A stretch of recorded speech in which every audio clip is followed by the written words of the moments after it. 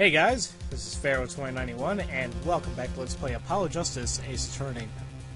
Last time we left off, we started the trial back up again, because I decided to take a break, I guess.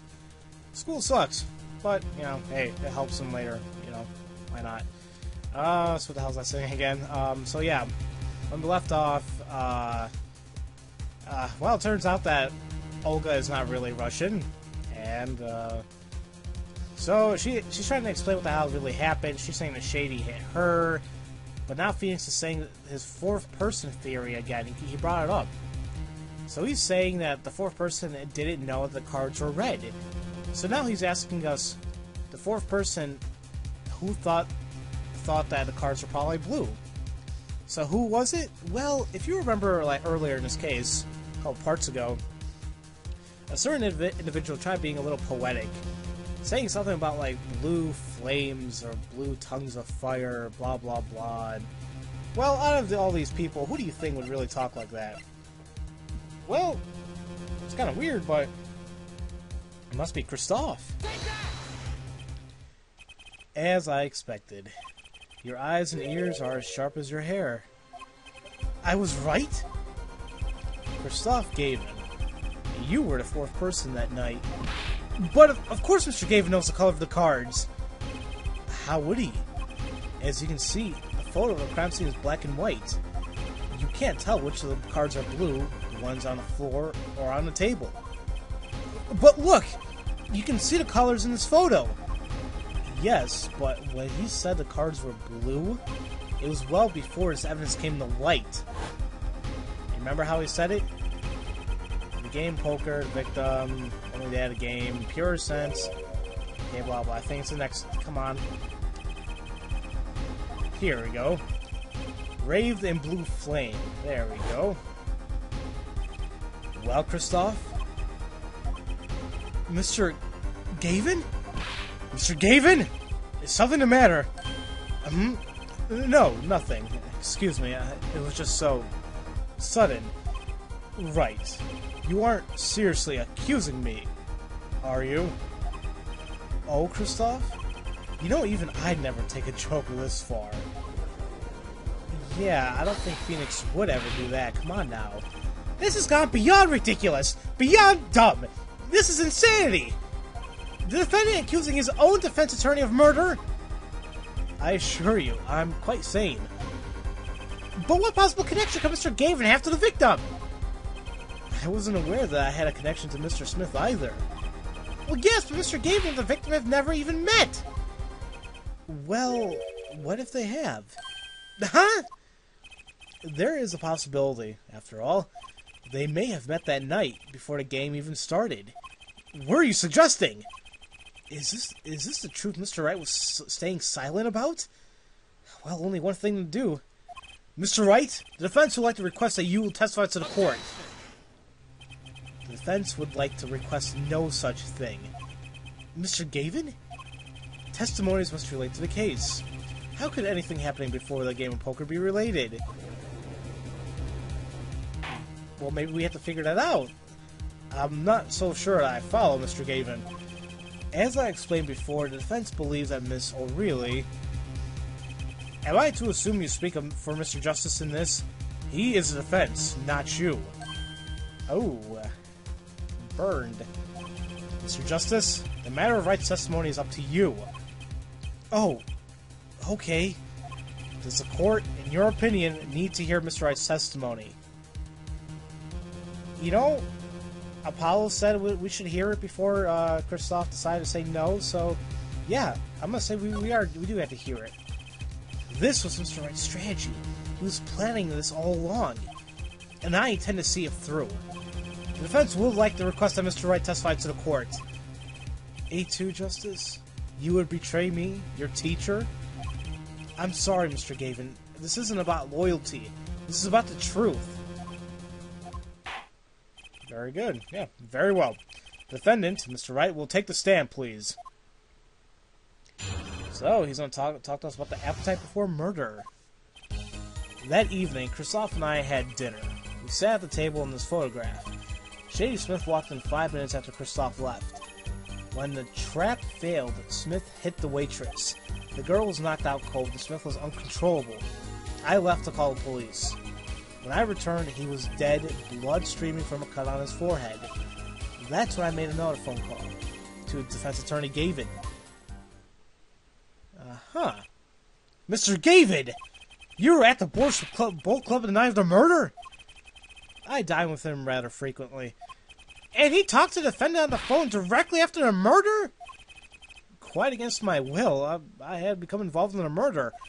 I thought I might be in need of a lawyer, so I called him. You were planning this all along, weren't you, Wright? Just because you wanted to drag me into your little murder trial. The only thing I want is the truth. As he always did in all those years of him being an attorney. As he did back then. Like I said right there. And now. I thought my office was doing you a favor when we took on your defense. It appears that I was wrong. I'm not liking this guy anymore. Very well. The defense may cross-examine the witness. Justice. Sir, he's lying, and you're going to expose him. Understood, sir.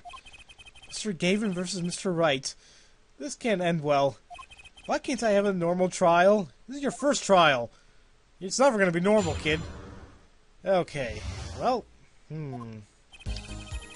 Okay, so, let's see here. Locked in 5 minutes. Okay, well, what about this? Well, I want more information on that. About this failed trap. This is the same trap that Miss Olga really mentioned. Yes, oh my god, these flashbacks. Sometimes I don't understand. It's like the game thinks we have like a very short-term memory loss or something. I don't know. Okay, we know that. And it was gone, whatever. Okay. It's still going on, jeez. Okay. Finally.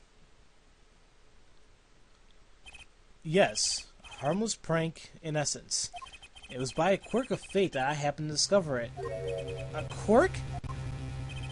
I happened to put my hand in my pocket and I found the card. The card she planted! Yes, I snuck a peek at it and found out it was a 5 of hearts. I had a feeling something might happen, so I disposed of the card before the game. Disposed? Where? There was an empty bottle of grape juice I had been drinking right beside me. I threw the card inside the bottle. An empty bottle of grape juice? The murder weapon? Is it still in there? Yeah, I rolled it up and shoved it in. The colored glass makes it hard to see. A battle of wits between the deceiver and the would-be deceived. That sounds like a terrific drama. This game is terrific drama. A card inside the murder weapon. That's strange. Did the police miss it in their investigation? Maybe I'll take a look. Well, should we check it now, or do we have to do it later? Oh, well, in a second, hold on. Mr. Wright, the poker head of courtroom number 3 approves of this battle of wits. Please revise your testimony with this new information. Okay, okay, so let's go ahead and, I want to go ahead and check this bottle myself, so... Deadly bottle, check it. So, it's in there, supposedly, but... I don't see anything. I don't know, what else? Wait a minute. No, I still don't see anything. The bottle's completely empty.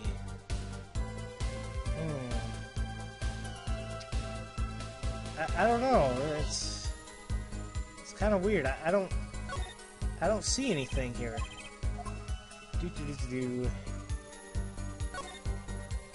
No, it's pretty empty. There's no card in here, as far as I can tell. I hope I'm not, like, you know, missing something. Sometimes these investigation things, I don't know if they can be a little finicky or what, but I don't know. I think that's wrong. He said, I discovered a trap during the game and disposed the card in a bottle. That's not right. It's not in here. Mr. Wright, if I may...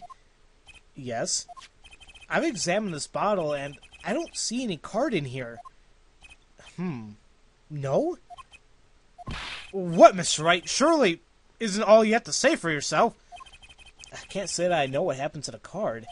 I did put it in that bottle, however. Huh? Perhaps a fifth person came and took it out.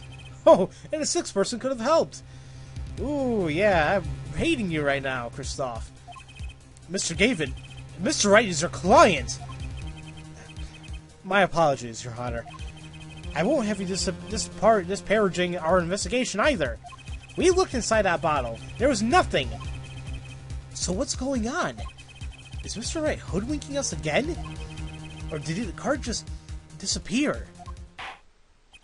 In any case, please continue with the cross-examination. I'm afraid decisive contradictions call for decisive evidence. Oh. Push him harder, Justice. Break him. It's just you and a witness in the ring. Go for the KO.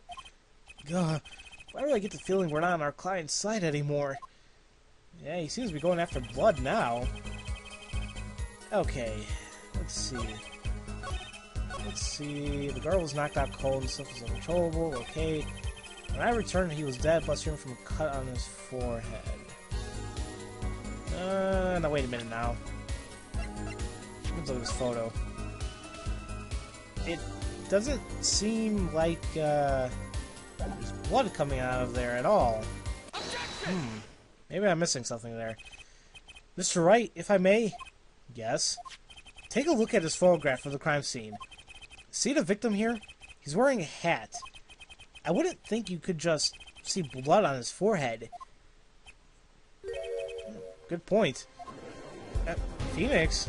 Good point. Justice! Next time you point out an inconsistency, pull a little more oomph into it. Mr. Wright, can you explain this to the court? I forgot to mention something. I was the one who put that hat on his head. Eh? You? You put the hat on a dead man's head? He wore it, though. He wore it through our entire poker game. After calling the police, when I returned to the scene, his head was in full view, shining bright, just like in this photograph. And I picked his hat off the floor and put it on his head. Why'd you do such a thing like that? All I can say is, I'm sorry. But that's the only thing I touched at the crime scene. So, Missile really didn't see it? It being the victim's, his head? I'd think not. She was out cold. I believe I was the only one who witnessed his head. Here we go again. Mr. Gavin? Pardon. It just seems that our client is determined to lie his way through this case. Hey, he's still our client, isn't he? I believe that's enough of that. Mr. Gavin? This witness's testimony is more like a travesty. It's riddled with lies. I'm beginning to see how you came to lose your attorney's badge 7 years ago. Well, you certainly have a unique way of treating your clients, Kristoff. I never knew. I believe it was you who threw the first stone. Mr. Wright, if you intend to ever tell the truth about this case, it's now or never. Don't be misled. I haven't told a single lie here. When I noticed the trap, I put the card in a bottle to dispose of it. And when I put the hat on the victim's head, let's just say I had a reason for doing that as well. A reason? That reason is right here. Your cell phone? That night, recall that I spoke with defense attorney Gavin after calling the police. Just in case, I recorded our conversation. What's this? Now that we're all here, I see no reason why I shouldn't play it back for the court. Why not? Let's see how this went. Kristoff, I seem to be in a little bit of trouble. What's this? Game not going well? Something like that. Yep, there we go. That gentleman who challenged you, he turned out to be good? He turned out to be dead. Someone hit him. Hard. You mean someone cracked that flawless bone china plate? Pate, whatever? It wasn't you, was it? Me? Please. The cops should be here any minute. I'm in your hands. Should have come to that. Bone china plate? A kind of porcelain, very smooth and shiny. And not plate, but pate. Or pate, yeah, you know, I'm not very good with words. Yeah. I believe he was referring to a certain gentleman's balding forehead. The court appreciates the defendant's discretion in not indicating my forehead. Wait a second. Something's not right about that phone call. So, after Mr. Gavin ate dinner with you, he left the Borf's Bowl Club? Most certainly. Then how did he know? When did he see his bone china pate? Oh, that's right! Yes. That was when I began to see my good friend in a different light. Troubled, I returned to the crime scene, and when I spotted Mr. Smith's head again, I realized exactly what was wrong. Well, Mr. Gavin, the stage has been set. Perhaps you would like to explain this to the court? Exactly how did you come by your privileged knowledge of the victim's head? So, this is your reason. The reason why you put the victim's hat back on. Your point, Mr. Gavin? It's come down to this, has it, Phoenix Wright? Oh boy, what the hell's going on here? I'm sensing a really bad blood going on here. Order! I will have order! Mr. Payne! Yes, Your Honor! I believe this court has left me with no other choice. Are you prepared to hear Defense Attorney Gavin's testimony?